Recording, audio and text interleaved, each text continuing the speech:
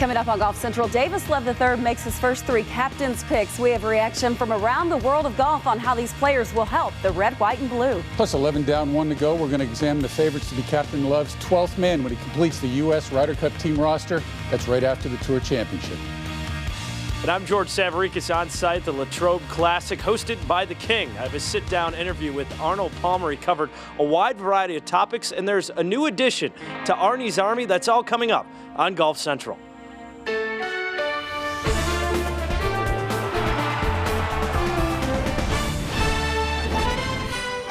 Golf Central, brought to you by Titleist. On August 28th, Dustin, Jordan, Phil, Patrick, Jimmy, Brooks, Brant, and Zach qualified for the 2016 team. And today, I'm excited to welcome Ricky Fowler, J.B. Holmes, and Matt Kuchar to our team as my captain's picks. 3 down, 1 to go. U.S. Ryder Cup captain Davis Love III close to solidifying his 12-man roster. Welcome to Golf Central. I'm Lisa Cornwell. As you would expect, Love's 3 picks are headlining tonight's show. Let's give you some quick numbers on this trio, starting with Ricky Fowler. This will be Fowler's 3rd Ryder Cup appearance. Surprisingly, he is 0-3-5 in 8 matches played. J.B. Holmes has only appeared once, and it just so happens that was in 2008. The last time the Americans were victorious. Holmes was solid then, posting a 2-0-1 record. And lastly, the veteran of the group, Matt Kuchar, in 3 previous showings, he has a combined 4-5-2. Let's hear from these players about getting the nod from Captain Love. I really am thrilled to be part of this. I was part of that team at Medina. Davis Love he's like a brother, like an uncle down here. We love him so much. We have so much respect for him. For me to make this team, I can't wait to make amends and try to bring the cup home. I was very excited. It's been one of my main goals all year to get on this team, and to get that call from Davis was just very exciting moment. Some of my greatest memories in golf was at the Ryder Cup at Valhalla. So just really excited to get back in the Ryder Cup format and get out there and play. Anytime you can get to play in your home country and the fans are going to be behind you, it's just a very awesome experience. So, like I said, looking very much forward to that. And Davis is just going to be, I think he's going to be a great captain, just a great leader. He's been in this situation before, and he's played in many Ryder Cups, so he's got a great team around him, and it's going to be a lot of fun, and we're just looking forward to getting out there and getting to Hazeltine and play well. I would say that I've probably been more excited about this Ryder Cup than the past ones. Being a part of that kind of task force and being with the guys in the meetings and getting to see the excitement level and how much the Ryder Cup means to some other players like Tiger and Phil and Davis when he ultimately got the pick to be the captain. It was special. It made me appreciate the Ryder Cup even more.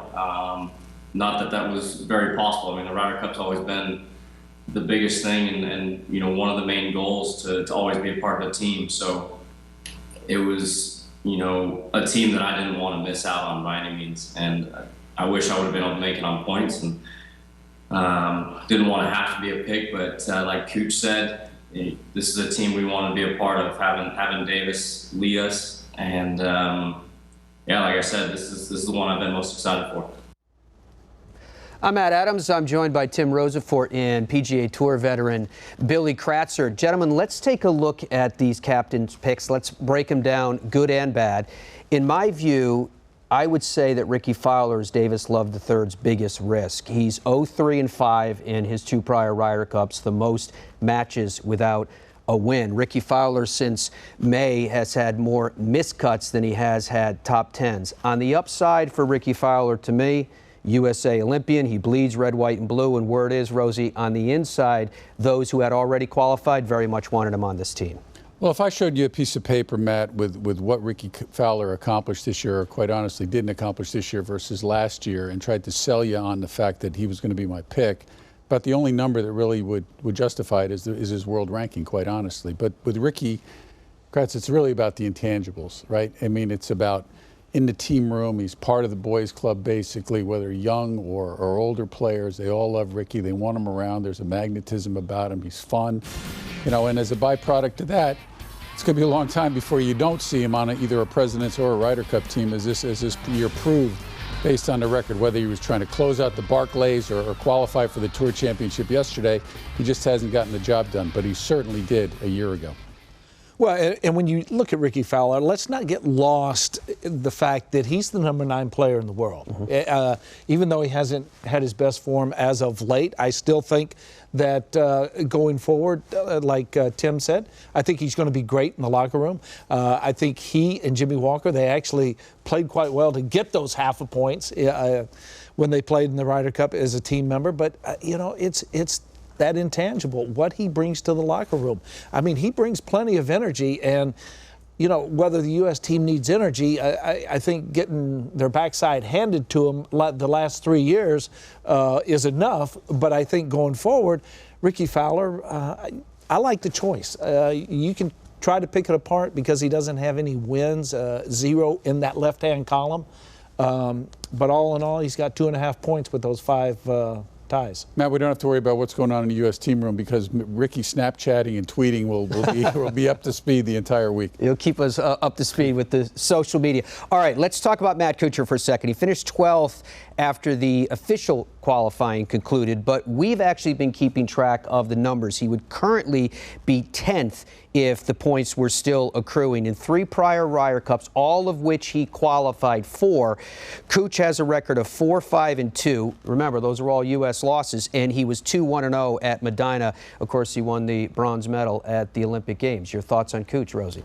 Kind of like Ricky. He's a guy you want in there in the team room. He's made 6 teams now. This would be his 7th, including President's Cup competition. He serves a purpose with Dustin Johnson. They were 2-0 back at Medina 4 years ago, which has to mean something as it relates to when they're getting up there, as it relates to putting pairs together, quite honestly. And as Davis said today in his news conference, he picked him because he's the goofball, and he played true to that by saying, I heard that Davis was going to have Tiger Woods be his 12th man coming up. Everybody sat at the edge of their seat. He said that would be legend, and then he kind of gave it a 3-second pause, and then he ended it by saying, dairy. He's a beauty. And besides that, they need somebody, obviously, to entertain Mickelson on the table tennis table. Yeah, you got to keep Phil occupied.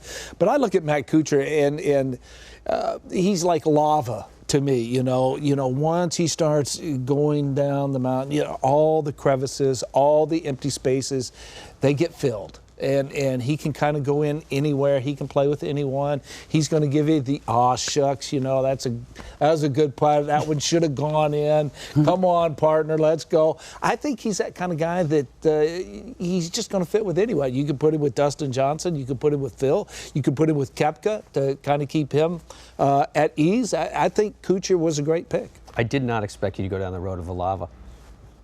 Very well done. Cooch played with 3 different in the last Ryder Cup as well. Okay, J.B. Holmes. He finished 10th in the official qualifying. He would actually be 8th if the points were continuing to accrue. Officially, that is where he would be. Tied for 4th at the Masters, 3rd at the Open, 4th at this past weekend's BMW Championship. 2-0-1 at Valhalla. He played in a Walker Cup, Palmer Cup, Ryder Cup, President's Cup. All were wins, Billy, for Team USA. Yeah, JB is another player that fits quite nicely in this team locker room. And I think the fact that this is a big golf course. I know Davis said that the 7,700 yards, that it can play, it was not a huge factor.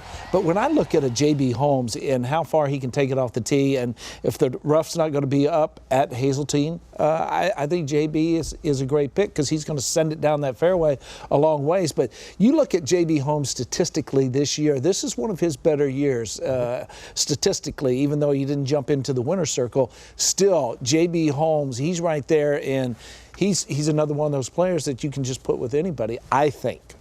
Is he ready, Rosie?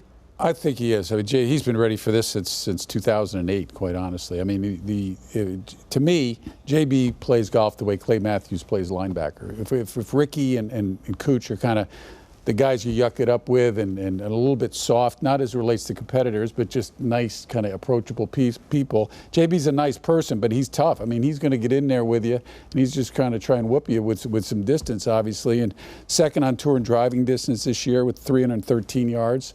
That's going to be big, a huge factor up at Hazeltine. That golf course is playing slow. It's over 7,600 yards if Davis wants to tweak it to that distance. And then while his putting is streaky and 115th in strokes gained, we saw what he was all about just yesterday when he stepped up to that 4-footer and then had to back off on a 72nd hole because of a bug flying by, and then had to step back in there and make it for the Tour Championship. And maybe for the Ryder Cup team, I thought it said a lot about there's putting and there's numbers and there's strokes gained, but then there's really heart and guts and making a 4-footer when you have to make it. And I thought that was a great sign, not only going into the pick, but also going into Hazeltine.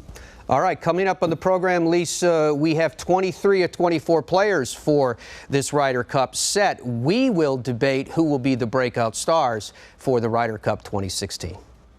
I like the insight. I also like Kratzer bringing out the first all shucks reference I've ever heard on Golf Central. As mentioned just a bit ago, the last time the U.S. took home the Ryder Cup was in 2008 at Valhalla. Before that, it was 1999 in Brookline, Massachusetts. It has been a display of dominance since 1995 for the Europeans, capturing the Cup 8 out of 10 times during that span. Davis Love III still has one more pick to make. That'll happen after the Tour Championship. Our experts give their opinions on who should be the 12th man coming up. Plus, it's always a special day when Arnold Palmer is involved in anything. We take you to Pennsylvania for Arnie's event, the Latrobe Classic, next on Golf Central. Golf Central is brought to you by Titleist, the #1 ball at the BMW Championship. Titleist, the #1 ball in golf. Arcos, advanced GPS and distance tracking for every shot.